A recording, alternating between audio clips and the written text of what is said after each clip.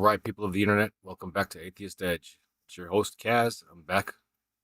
Finally. It's been a long time. I see we have a couple people watching. Thank you guys so much for joining me. So, for my relaunch, I thought that I would review some videos from Joe Schmidt, aka Majesty of Reason, who has recently converted to Catholicism. Shock. I can't believe it, honestly. I honestly thought he was pranking us. I saw that take from other people. I've watched a couple other videos from people who've reacted to this, and I think I'm going to be taking an angle that most people aren't because I haven't seen this yet, and maybe that's just because I haven't finished any of those videos. I try not to prime myself too much. So what I wanted to do is go through those videos and I'll interact with the chat as they come. If you want to send me a super chat, I'd really appreciate that. The Patreon should be in the description. If it's not later, I will make sure it gets there. I am going to commit myself to relaunching this channel and getting it up and running. I may also incorporate some other people as time goes by, so be on the lookout for that. And hopefully this will take off better than it did last time. I'm sorry for the long absence and all the time since. But anyways, let's go ahead and get into it, shall we? Let's see, start the screen share. Let's just take our time, not rush through this. So there's two videos, and one of them he did with Pints of Aquinas, the other he did on his own channel. I wanted to look at the one that he did on Pints of Aquinas first because I have watched a couple of minutes of that already, and I already have some thoughts. So let's get into that, shall we? What happened? What happened?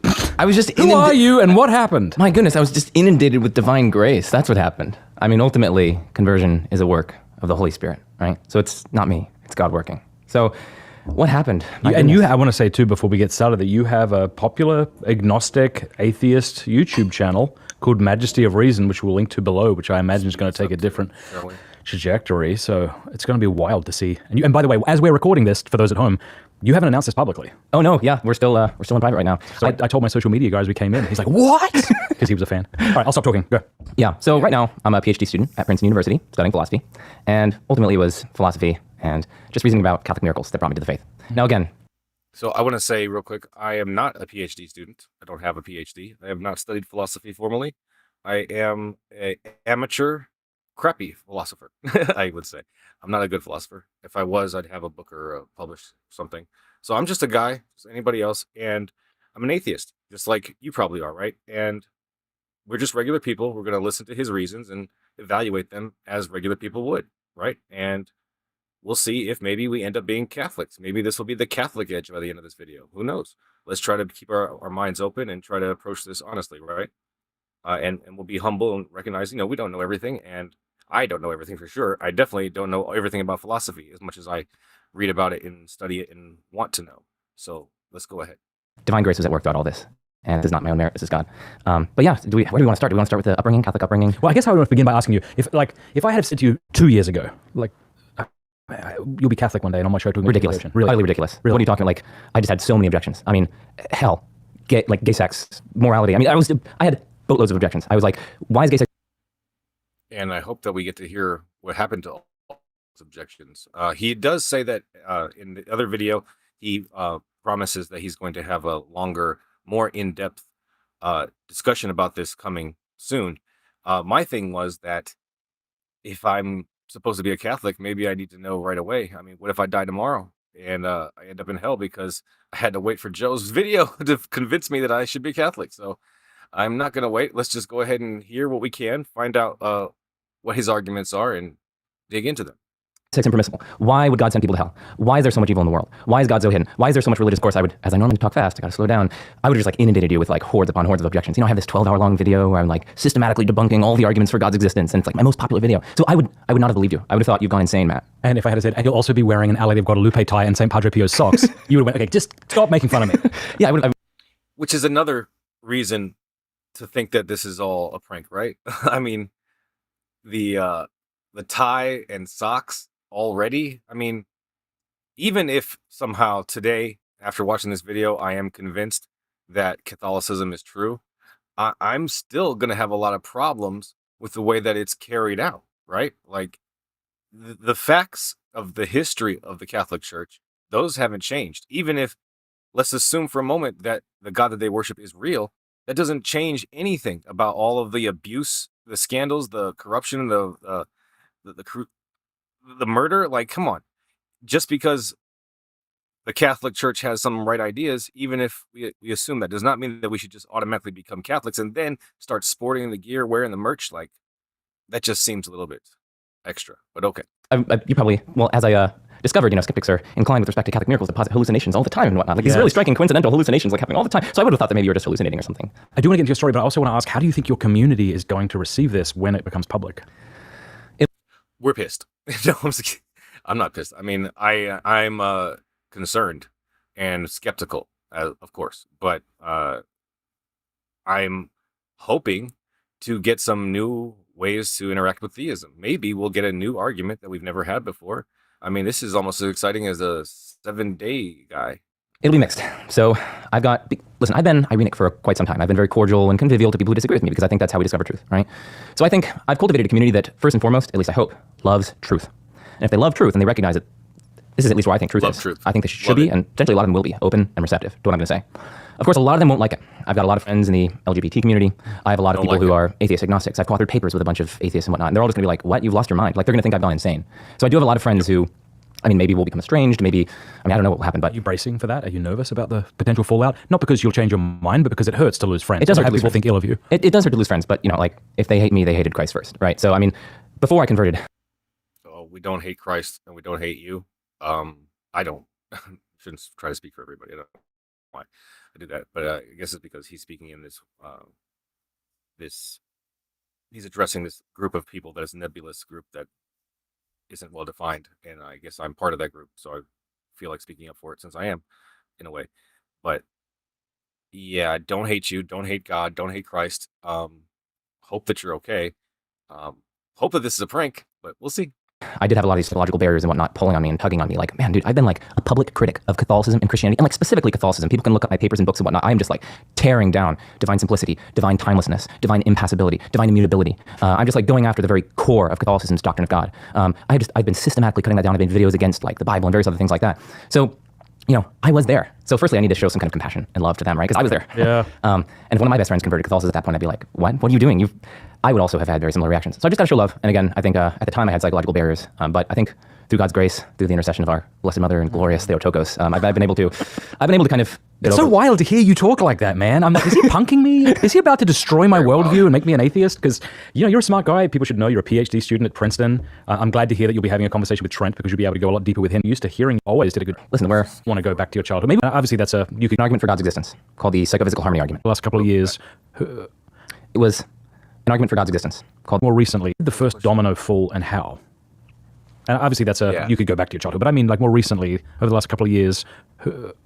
It was an argument for God's existence called the Psychophysical harmony argument. So for the longest time, I had been agnostic, right? I was initially atheist. Well, I was initially Catholic. We'll get back to that. But I was initially... Okay. Psychophysical harmony argument. Okay. This is the part where I stopped when I was watching it before. And I'm going to stop it again because I think let's just go ahead and go to that argument, right? I mean, I don't think that he's going to make it comprehensively here. And as he said, he's going to make a video probably centering around this argument then, I'd suppose. So why don't we just go ahead and go and look at the actual argument ourselves, right? I mean, if you're into that. If you find this boring and you want me to come back to the video, just let me know. But otherwise, I want to check out that argument. So here it is. The psychophysical harmony argument. Let me adjust this view real quick.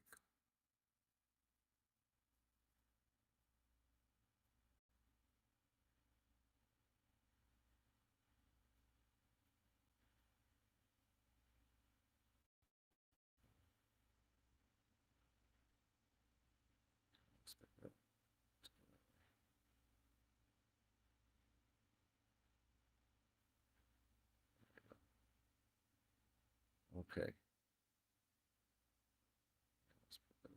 Top. And hopefully you can see that really well.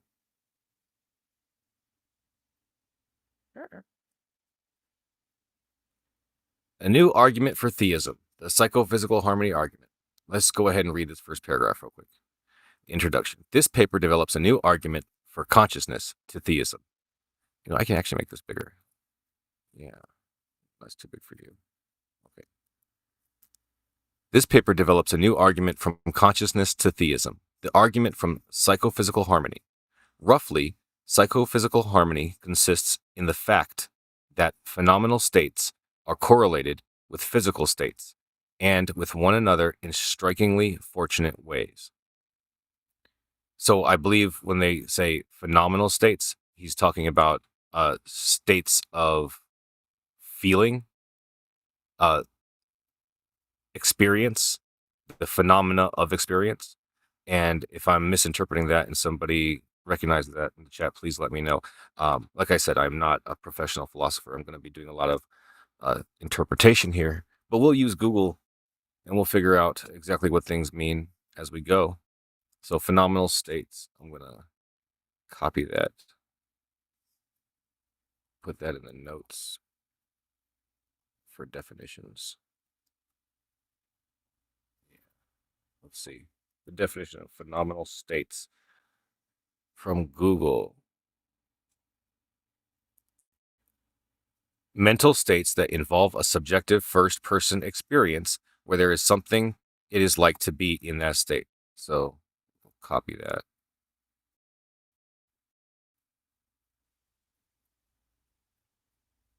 Put that in the notes.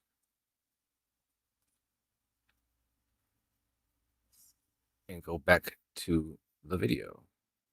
No, the paper. So yeah, I was right about that, I think. For example, the phenomenal states are correlated with behavior and functioning that is justified or rationalized by those very phenomenal states. For example, pain is correlated with avoidance behavior. Yeah, okay. And phenomenal states are correlated with verbal reports and judgments that are made true by those very phenomenal states. For example, we say, I'm in such and such phenomenal state, and sure enough, we are. So the state is correlated with the report that you say, and the judgments are made true by those very phenomenal states. Where does the judgment part come in on this example? I'm in such and such phenomenal state. I'm in agonizing pain. And sure enough, I am. But where's the judgment part in that example? A little confused what that means there. In section 2, we argue that psychophysical harmony is strong evidence for theism. Since God has reason to design... Oh, man, you know what? I'm so sorry, guys. Let me go back. Share the right tab. There we go. Let me know in the chat when I'm messing up, please. Right. Okay, so in section 2, we argue that psychophysical harmony is strong evidence for theism, since God has reason to design the psychophysical laws in order to bring about the values realized by psychophysical harmony. Theism makes harmony much more likely than it would otherwise be. God has reason to design the laws in order to bring about the values realized by psychophysical harmony. So we're assuming that God exists. We're assuming that he has a reason to design the laws that as they are. That's just a priori assumed.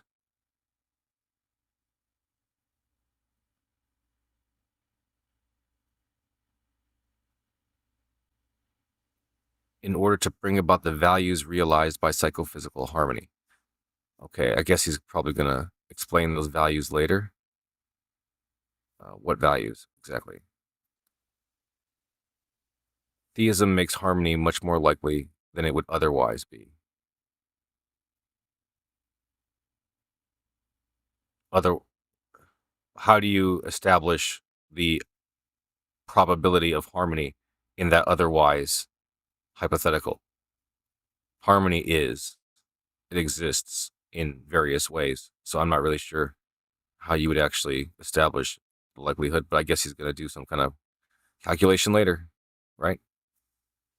In our initial presentation of the argument, we rely on two controversial metaphysical assumptions. Ooh, okay. Dualism? What? Nah, dude. We're assuming dualism? No. So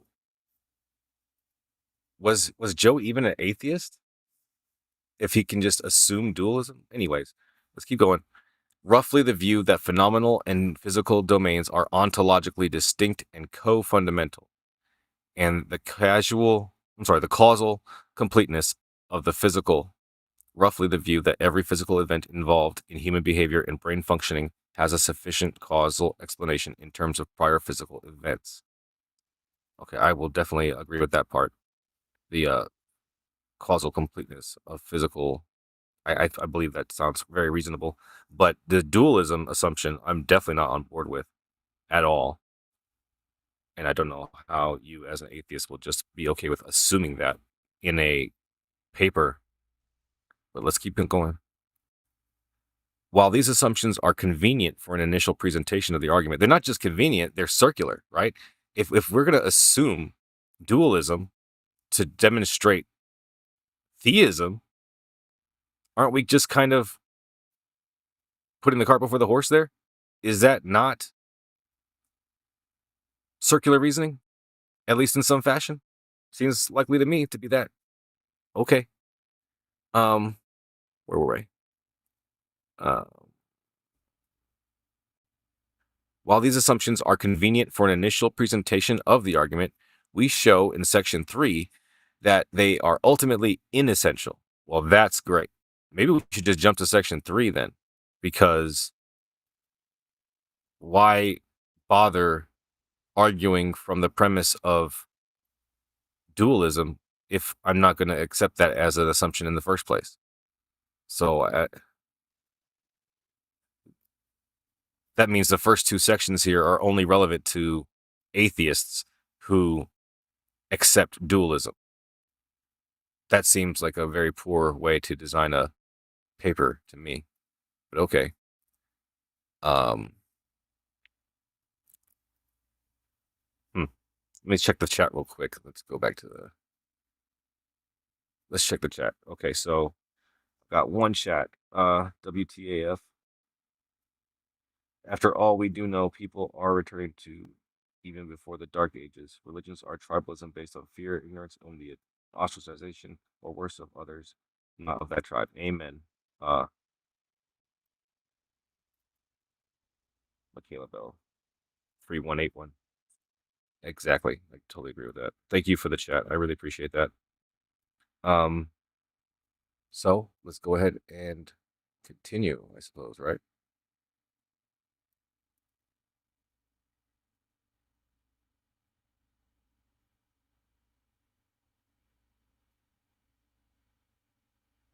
The argument still works if we accept, or we are open to, alternative views about consciousness, such as dualist interactionism, physicalism, idealism, or Russellian monism.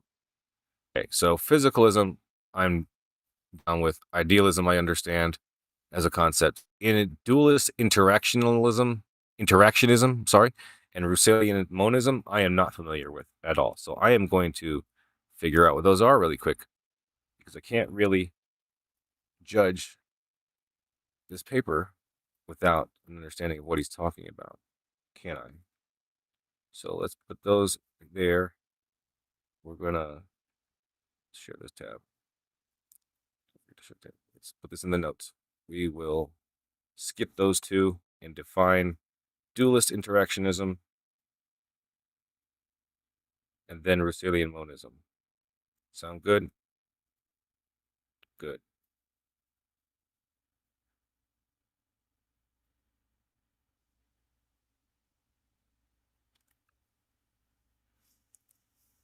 Dualist interactionism is a theory in the philosophy of mind stating that the non-physical mind or soul and the physical body are two distinct substances that have a two-way causal relationship. Okay.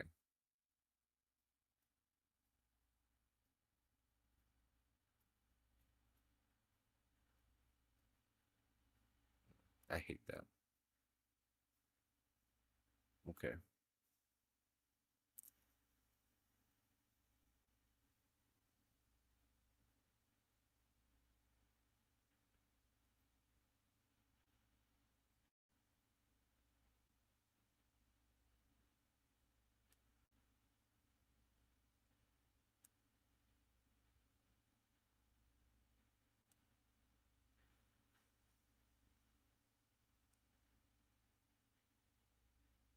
Okay, sorry about that.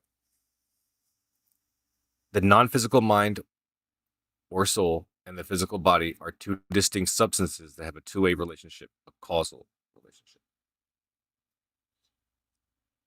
Okay, so that's interesting. That's not exactly idealism. I don't buy it.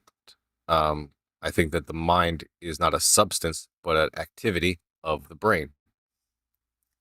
That's just my opinion, though. I'm not a neuroscientist. Okay.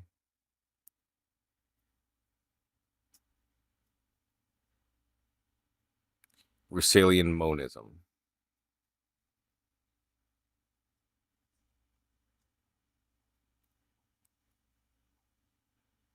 Russellian. What a funny word that is, Russellian.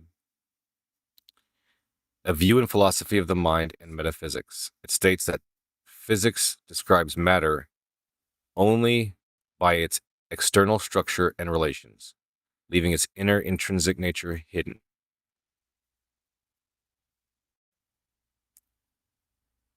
Physics describes matter only by its external structure and relations, leaving its inner intrinsic nature hidden.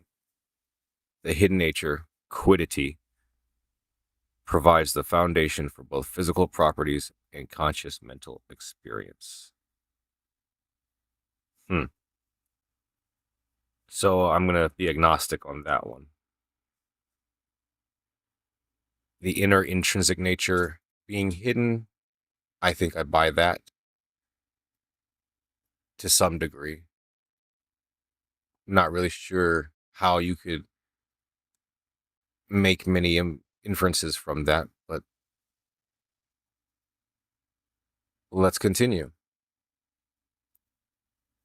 In section 4, we draw a parallel between our argument and the argument from cosmological fine-tuning and highlight a potential advantage of our argument, namely, that our argument is not threatened by multiverse hypotheses. Okay, I don't think the hypothesis of the multiverse has the evidentiary strength to threaten anybody's arguments or theories. It's just an interesting artifact of the math that we don't really have any evidence for. Can't prove multiverse, so there's no point in treating it as if it's real. As for the cosmological fine-tuning, I'm not sure what formulation he's going to deliver, but let me tell you this. The cosmological, the fine-tuning argument itself, the fine-tuning argument is dog shit. It is a bad argument. It does not at all imply that there is a God. Okay?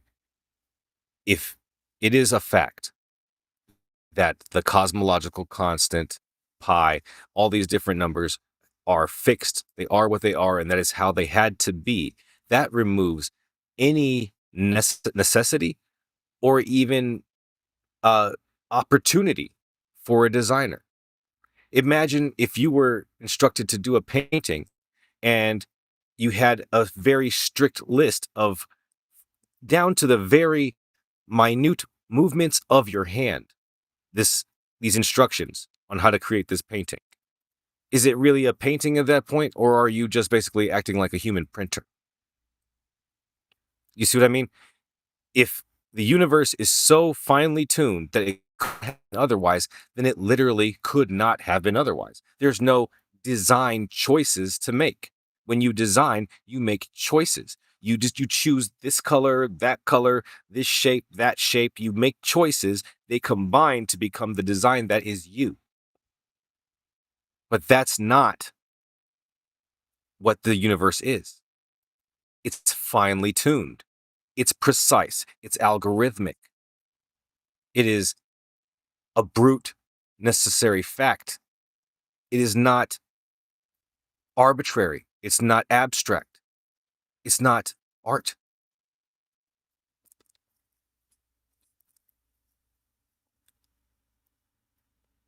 Okay. So yeah, that's my diatribe on a fine-tuning argument. See, no new chats. Okay. Let's continue. So, do we have to keep going with this paper at this point? Because already we've got assumptions that I can't deal with. I already know that I'm not going to accept his fine-tuning argument. So, what I think I'll do is go ahead and finish this section and then go to section 3. Just for brevity. I don't got all day. Okay, so for simplicity's sake, let's go back to the paper. For simplicity's sake, we frame this as an argument for theism, which we can understand as the claim that the universe was created by an all-powerful, all-knowing, and all-good being. Well, that's a little bit more specific than just theism, but okay. The data to which we appeal may be equally good evidence for other hypotheses. The most obvious candidates are the other views on which the universe is somehow ordered towards realizing the values found in harmonious conscious beings. Such views might include John Leslie's exarchism and other broadly Platonic views. Thomas Nagel's view that the universe is intrinsically teleological, ordered towards the realization of value. Paul Draper's atheistic deism, or other views on which the creator is not all-powerful, all-knowing, or all-good. We will not argue here that theism is to be preferred to these theism-adjacent views. That choice may need to be made on other grounds. Relatedly, our target can be understood as not exactly atheism as such, but atheism in its standard naturalistic form. That is, atheism together with the claim, very roughly, that the universe is purposeless, not teleologically ordered towards the realization of any kind of value, whether extrinsically, for example, by God, or a Platonic form, or intrinsically.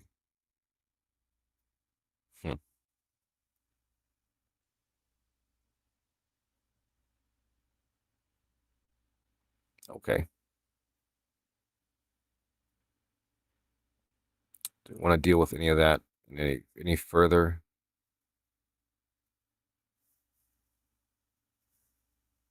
Anything I want to put in the notes?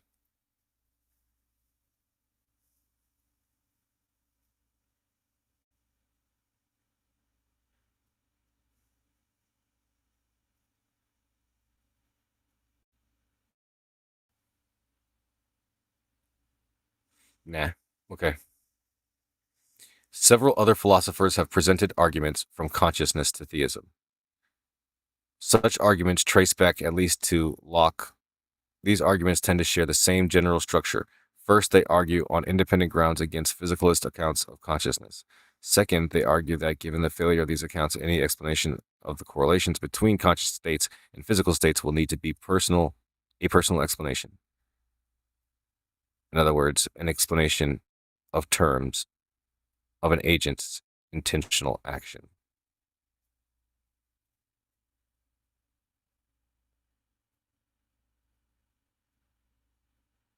Okay, I don't care what other arguments there are. Okay, your argument differs in at least 3 crucial respects. We appeal not just to the existence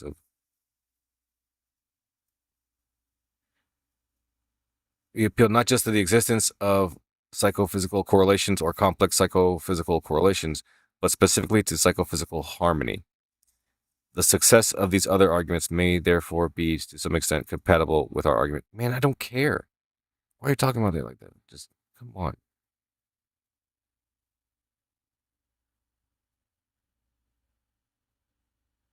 Just make the argument. Where is the argument? Okay, here we go. The argument from psychophysical harmony. Damn.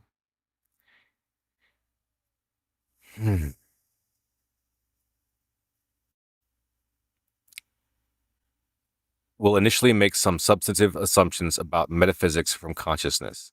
In section 3, we show that the assumptions can be relaxed without seriously affecting the argument. The assumptions are dualism. Yeah, I know. I already talked about that. Phenomenal truths and physical truths are distinct and co-fundamental, with neither class of truths grounded in the other. Physical and phenomenal states are linked by metaphysically contingent fundamental laws of nature that specify which physical configurations give rise to consciousness in its various forms. Causal completeness. Every physical event involved in human behavior and brain functioning has a sufficient causal explanation in terms of prior physical occurrences. Given dualism, we think that the very existence of consciousness is at least some evidence for theism. Oh my. What? I really don't want to sit here reading this to you guys like this. And I'm hoping that I'm going to come across something that is helpful. But a statement like that is so. What's up, kitty? I cannot believe it.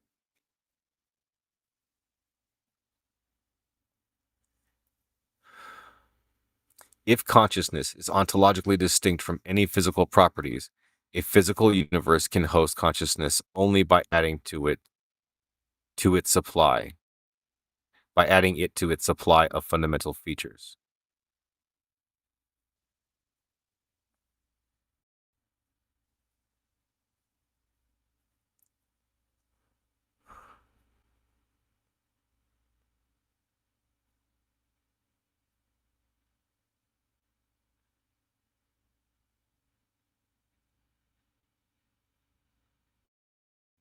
Yeah, that's trivially true. If you assume dualism, then consciousness is evidence for theism. Of course. In fact, I'm pretty sure dualism is a derivation of theism, that it exists only because theism came first. But I could be wrong about that. Maybe dualists exist before theists exist. I don't know. Either way, they're very closely related as concepts. And of course, given one, you'd be able to assume the other. It's kind of like saying, given witches, we can assume wizards exist. Okay.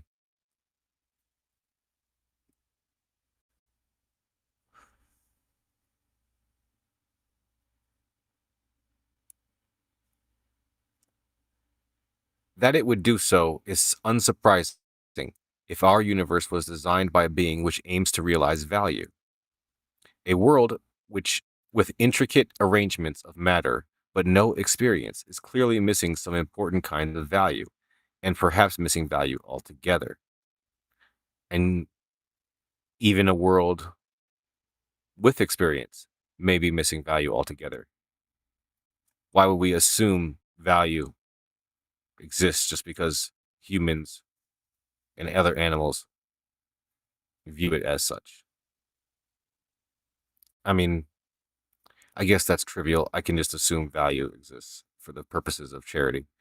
We don't have to be pedantic like that, do we? No. Okay, so it's far more surprising that consciousness should exist, and there should be fundamental laws governing its occurrence. Based on what? More surprising than what?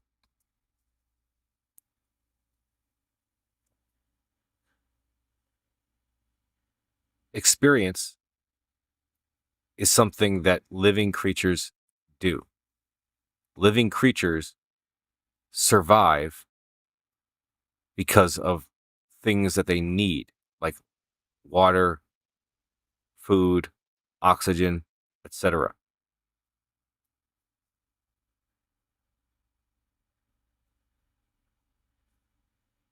value, it seems to me, can easily be explained evolutionarily. So it just doesn't seem to me that it's at all surprising that arrangements of matter with experience have values.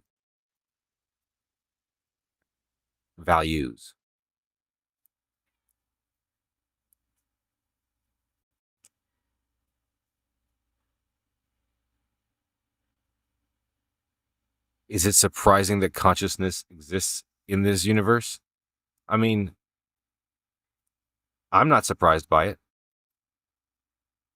It seems to me a logical implication of this evolutionary process, that things grow in complexity. It just is not surprising. Where is this idea of more surprising coming from, right? There would be no reason to expect it to exist. Well, if we existed in a reality without experience, there would be no reason to expect anything, because there'd be no ability to expect anything because there's no experience.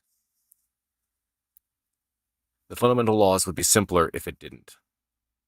You need to show that. There's a lot of assertions in this paper, not a lot of showing anything. There's a lot of assumptions and just armchair common sense, but not like well demonstrated common sense. These are a little bit more esoteric claims.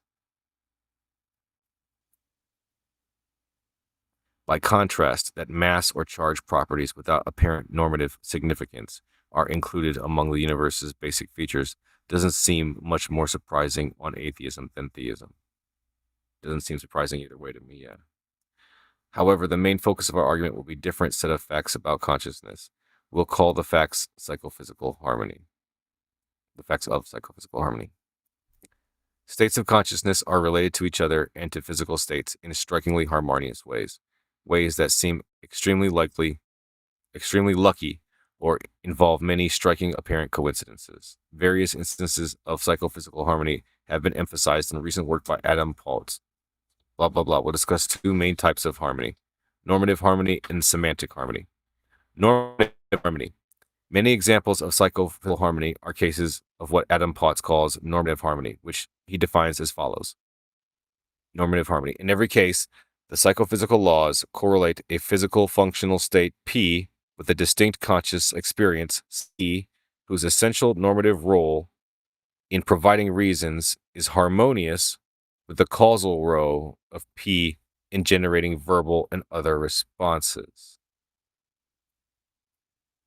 So the physical state P. So like I'm in pain with a distinct conscious experience of pain.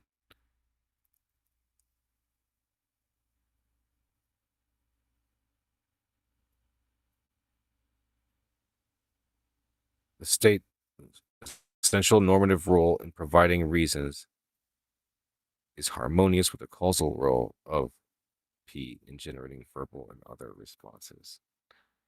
This will be easiest to explain with some examples, which closely mirror some of Potts' own examples. Some are examples of hedonic harmony. Others are examples of epistemic harmony. We'll also discuss a third. Okay, let's see. The hedonic example. A damaging stimulus causes physical state X, a certain biochemical or computational state of your brain. X causes you to avoid or eliminate the stimulus in the future. Conveniently, psychophysical laws map X onto the experience of pain, an intrinsically bad experience which essentially provides one with reason to avoid or eliminate it. So are you saying that pain is intrinsically bad? Is that what we're saying here? Conveniently, the psychophysical laws map X onto the experience of pain, an intrinsically bad experience which essentially provides one with reason to avoid or eliminate it. So, I mean, tell me if I'm wrong, but it seems to me that that sentence is conveying the idea that pain is automatically bad. It automatically provides one with a reason to avoid or eliminate it. And I think that's obviously false.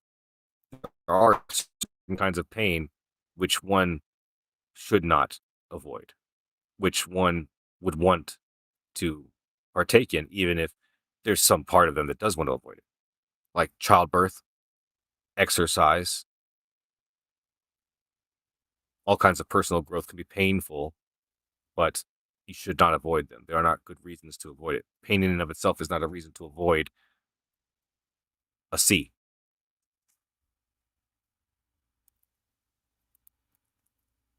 Okay, let's keep going. Somebody please tell me if I'm not understanding this correctly. Oh, and I should mention, if you are watching and you're still watching while this is live, the link to join is in the description. So if you have thoughts, if you want to participate in this at all, please feel free to click that link, and I'll see you in the waiting room, the backstage.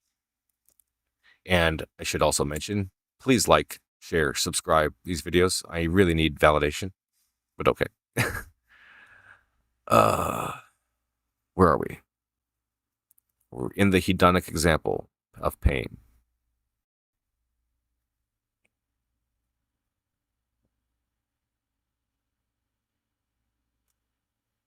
So psychophysical laws correlate X with the phenomenal state whose essential normative role harmonizes with the functional role of X. And it isn't a random fluke, but a pretty general truth about relevantly similar functional states. It's a general truth. Similar functional states and their associated hedonic states. We systematically avoid unpleasant experiences and pursue pleasant experiences. This is hedonic harmony, and that's my cat making a mess. Hopefully, I don't knock something on my head while I'm doing this. Okay, so the concept of harmony is doing a lot of work here. I have not seen an explanation of harmony, a definition of it. Maybe I missed it. Please let me know if I did. But yeah, I have not seen the definition of harmony, and that's doing all the legwork here. And these general truths, when I look at this, I see a murkiness, it's not so clear how truthful this actually is. Because people, I mean,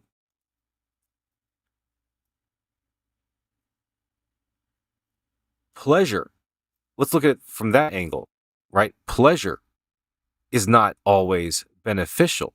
There are lots of pleasures that can be very damaging to you and your health and in all kinds of ways. So where's the harmony in that? Chocolate makes me feel so good, and I just want to eat it all the time. And when I do, I get super overweight and I have a heart attack and die. Where's the harmony there? I mean,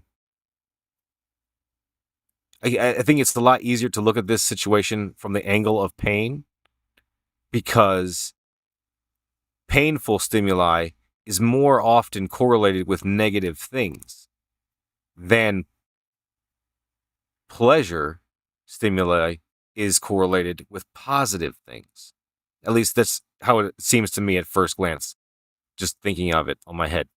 I feel like there are more negative things that give pleasure than there are positive things that give pain. Right? We take those two lists and we put them next to each other. I feel like that one's going to be a lot longer than the other.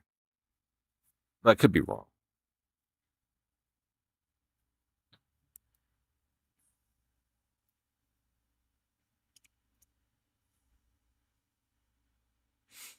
To be clear, the surprising fact here is not that there is a physical state that plays the pain role, tracking bodily damage, producing avoidance behavior, and so forth. Presumably, this fact has a straightforward evolutionary explanation. What's surprising is that the actual psychophysical laws map it onto an experience whose essential normative role harmonizes with this functional role. Yeah, see, he's saying that what's surprising is that the pain actually tells you what not to do. And that's interesting, but the pleasure doesn't always tell you what to do, does it? So looking at it from that angle, I think he's got a problem here. Big problem. And this is what... Okay, you know what? I've been going at this for almost an hour now. I'm going to put it on pause. I'm going to see how this goes. If you like this video and you want me to finish this paper or go back to his video, please let me know. Let me just turn this off for a second. Yeah, I'm going to start wrapping this up. So I am going to finish this paper one way or another, but am I? I might not, actually. Honestly, I'm going to go further into it, but I'm not sure that I'm actually going to finish it. Honestly, like, when I start reading something, once I find objections to it that are things that I can't get past, I don't usually keep going. There is a chance here that I have not given this paper a fair shot enough yet to write it off. So you let me know in the comments if you think that's the case. And if you like this video and you want me to finish the paper or go back to Joe's video, please let me know, so I will do that. But at this point, I am ready to say that Joe did not apply any critical thinking. Is that too strong to say? I mean, I'm sure he did some, right? That is too strong. But there are some deficiencies here. There are certainly some deficiencies. If I were you, I would take this paper, the link, I will put the paper's link in the description. Take this paper, run it through AI, see what deficiencies it can find. I bet you it's going to find a bunch. Yeah, I don't see how this could be compelling to an atheist, somebody who buys physicalism or naturalism. So far, this paper has not been compelling at all. There's been a lot of problems. So, Joe, I think you need to think again, buddy. But I could be wrong. So you guys let me know in the comments. I really appreciate it. If you stuck around this long, if you finished the video, give it a like, give it a subscribe. I appreciate that. Y'all have a great night.